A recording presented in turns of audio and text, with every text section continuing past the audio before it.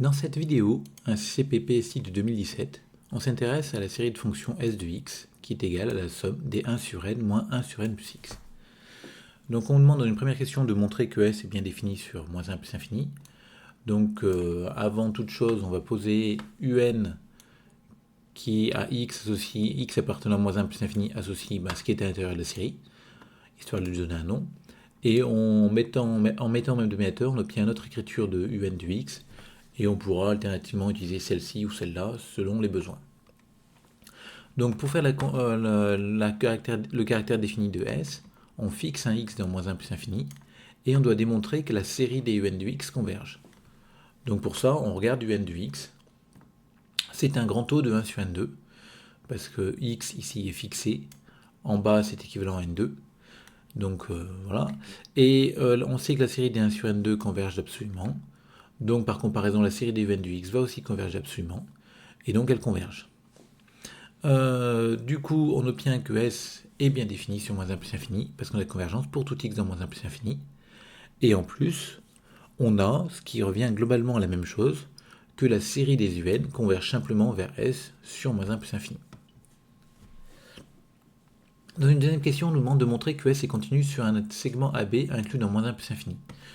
Donc on commence par prendre un segment AB, on fixe A plus petit que B, et on va utiliser notre théorème de continuité sous le signe somme, donc plusieurs hypothèses à vérifier. Un est continu sur AB, ok. Après, on doit calculer la norme infinie, enfin on doit faire la convergence uniforme de la série des un, mais pour ça, on va faire de la convergence normale. Donc on va calculer pour tout x dans AB que vaut un du x, en valeur absolue. Donc ça fait valeur absolue de x sur n facteur de n plus x, donc là on prend la deuxième écriture encore. Et mon x va être plus petit que le maximum de AB. Alors pourquoi? Parce que la fonction x est croissante sur AB, et finalement elle va atteindre son maximum soit en A, soit en B. Enfin, pardon. Elle est croissante, la fonction qui a x, si x est croissante sur AB, et quand on prend la valeur absolue, du coup elle va atteindre son maximum soit en A, soit en B. Attention au négatif.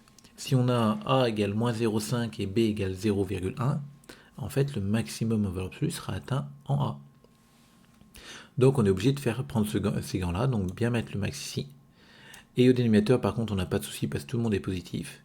Et on minore le dénominateur. La plus petite valeur ici, elle est atteinte pour n égale a.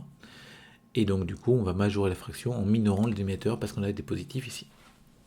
Donc finalement, mon un infini sur AB est plus petit que cette quantité-là. Donc un infini, ça va être un grand taux de 1 sur 1, 2, parce que le majorant ici est un grand taux de 1 sur 1, 2, et bien sûr, la norme de un est positive.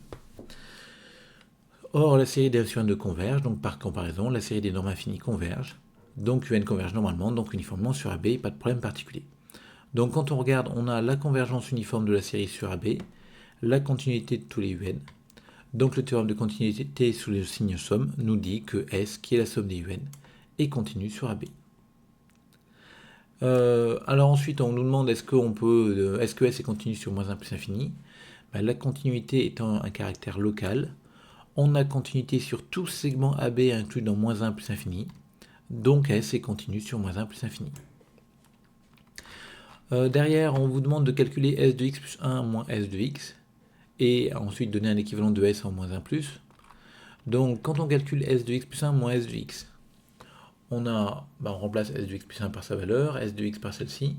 Vous voyez que cette fois-ci, je garde 1 sur n moins 1 sur n plus x, globalement, donc là plus 1 parce qu'on a pris x plus 1. Et on va regrouper ces deux séries en une seule, ce qu'on a le droit de faire passer deux séries convergentes. Donc on obtient ça. Les 1 sur n s'annulent. Et ensuite, on a envie de faire du télescopage, et donc de casser cette série en deux. Le problème, c'est qu'on n'a pas le droit, parce que les deux séries qu'on aurait fait apparaître, la somme des 1 sur n plus x et la somme des 1 sur n plus 1 plus x, sont deux séries divergentes.